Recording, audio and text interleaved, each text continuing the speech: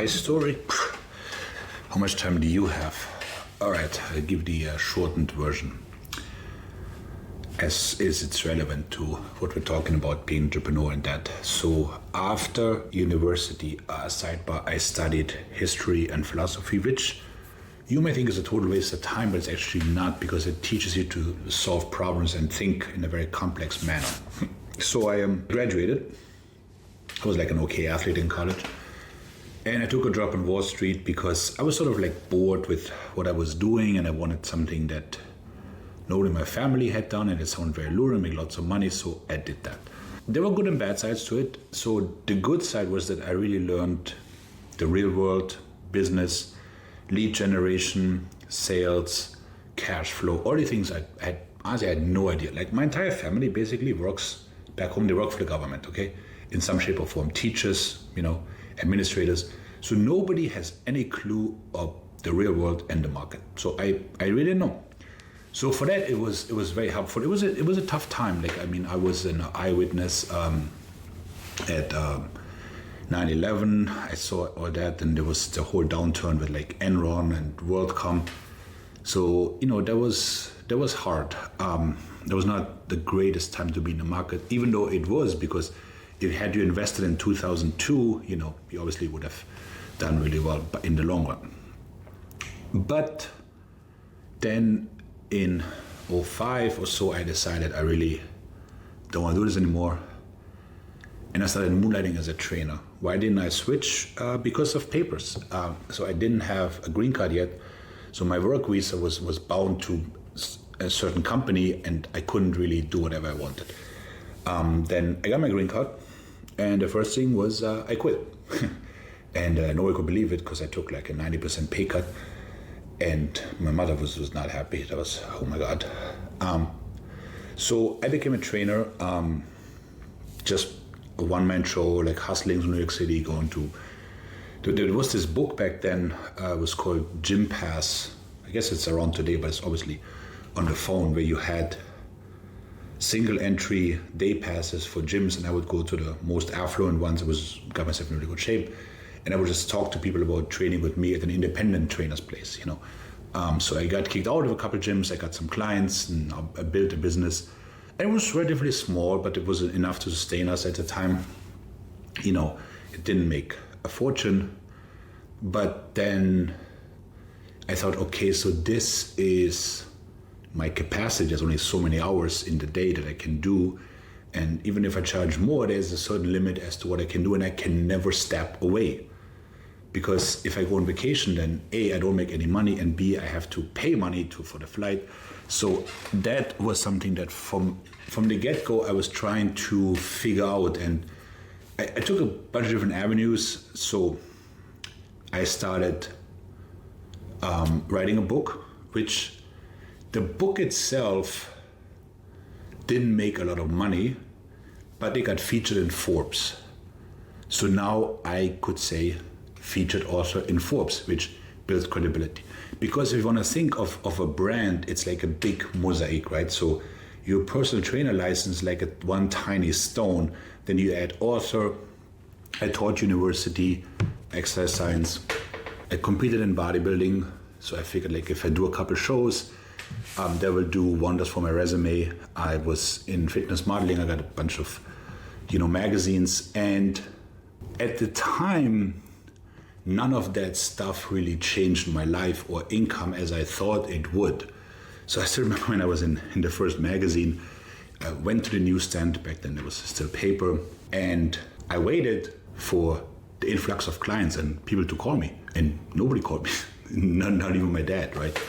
And then I was like, oh, okay, so this is just another small building block, same as social media. So I hired somebody, but it was too early. I was not a good leader. And then that person ended up stealing from me. So that was obviously an ugly falling out. Then in 2008, we had the financial market meltdown. And that was very scary, because at the time I was the sole breadwinner. My wife was in grad school. And I was like, holy shit, I had lots of Wall Street clients. But it turned out really well, because I was training people at the New York Fed, so I was going down there to the war rooms and do like whole body workouts with them. I saw where they store the gold. I actually scooped up more clients because the bad trainers went under.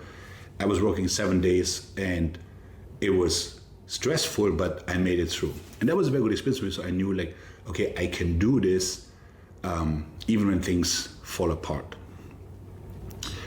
Then 2010, 2011, I was doing well, but to be honest, I was not a very nice person. I was kind of a jerk. I was very arrogant. And long story short, I ended up being hospitalized in the mental ward twice for weeks on time of undiagnosed bipolar. I was in a manic episode. I was doing things that I'm not particularly proud of. And so I was in a psych ward. And for some reason, I was bloated from the medication, and I was kind of fat. And I'd lost all my clients. And then I decided, this is it. So I found out that at that particular year, the Musclemania was happening close to where I was living at the time. I was like, oh, I'm gonna compete. I was like, dude, you're fat. I was like, you watch. So in the psych ward, I started eating 3 to 4 delicious meals a day out of protein powder, oatmeal, and peanut butter. Protein, carbs, fats. And I was doing 2,000 push-ups and sit-ups because I had a lot of time. So I got out, I got back to the gym, I trained, I won the Musclemania. So that was great for my ego, but not life-changing. So then I competed again. Then I was hospitalized again, lost the business, rebuilt it. And my daughter was born. I figured I really gotta get my life together. And I became stable, but still didn't really have a bigger business than, let's say, 6 years before. But at least I was healthy. So then I did a lot of fitness modeling. In 2016, I believe, I had another fallback episode. And then I finally decided to admit to myself that I need help, like medication, not to end up like Kanye West or people like that. And I found a very good person to work with, and I'm very grateful. That person basically saved my life, for lack of a better word. And so I went on vacation, and then my life became much more stable. That was great. No more like, financial, like where I was like spending crazy money in the stock market, losing, winning, whatever. And I could actually focus on building the business. At first I was worried that my creativity would suffer on medication, but it didn't. Then what I did from there was basically I started hiring people. And again, I still was not a great leader because I hadn't figured out lead generation, but I was getting better. So the first 2 guys that I then hired in late 17, 18, they worked really well. Like they were great guys. One of them is still with me actually. And I started building, and then the business like sort of improved. And we were getting we had sort of a partnership with another group, building a tiny business. We're kind of like, oh, things are pretty smooth. So in late 2019, I decided to order my first couple pieces of a new equipment brand that would make training better for the clients. Well, they came in February 2020. Boom, COVID hits, right? Everything shuts down, we lose the entire business, everything. And I had taken out the loan, I was like, holy shit. Then I got really sick. I almost didn't make it. There's a couple of days where I have no recollection of 2 weeks of my life back then. I do know from my Netflix history, I watched a lot of Pierce Brosnan and James Bond, which is obviously concerning. You must be very ill to do that. And I had lost everything, right? We had 0 clients. I could not walk 2 blocks even when I got healthy. But then it was Memorial Day for the non-Americans, late May 2020. The company, which was at the time 3 people, had 1 client. 1. Scary times. But this is how hard work sometimes pays off in mysterious ways. In 2018, I had said to one of my guys, let's do some videos with bands and just see what happens. And nothing happened. Nobody watched those videos. They sat on YouTube. But in 2020, people Googled exciting with bands, and then we came up on YouTube. So by, shall we say, July 2020, we had a business that for the first time I thought, you know what? We could actually survive this. So we went out in the park, like Central Park, Astoria Park, Long Island City, whatever, downtown. We had rubber bands in the backpack, 20 pound, 30, up to 200 resistance. And we were hooking them on trees, tricep press downs, bicep curls, rows, you name it, right? We trained people in parking lots, and we made it. We survived. So in September, the gyms reopened. We had a little bit of business, a little bit of money, and I invested that into commercial gym equipment from Watson Equipment.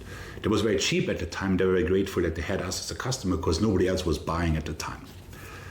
So then things were like 21, sort of stable. There was still some COVID stuff. Sometimes we got closed down, but we grew. But the crew that we were sharing the space with was just not working out. So we had a very ugly divorce in late 21 and opened our own spot and made it all Watson. I mean, when we moved in there, it looked horrible. Think like downtown Baghdad. It was just awful. But I have such a great crew, and so we made it work.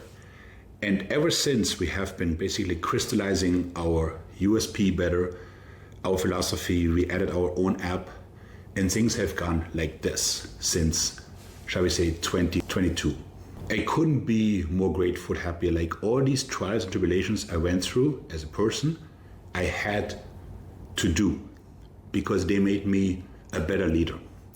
So now I'm much better equipped, I hope, to deal with like adversity, because how much more than our entire business can we lose, like we did in COVID, right? So all this stuff that I went through, even though people say, oh, that's a detour, yes, but no, because I had to go through that to be where I am now. And now we can scale. Now we can open in Dubai. Now we can open in whatever we want to do because we are a brand. People know about us. We have been in Forbes, we've been in Muscle Fitness, like been voted best trainer in the States, in New York City, you name it, right?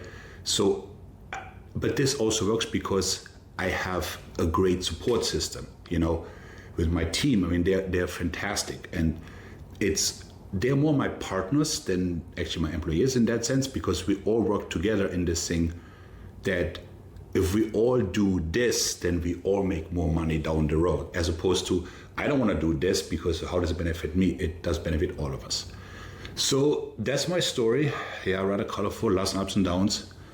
But it had to work for me, Michael.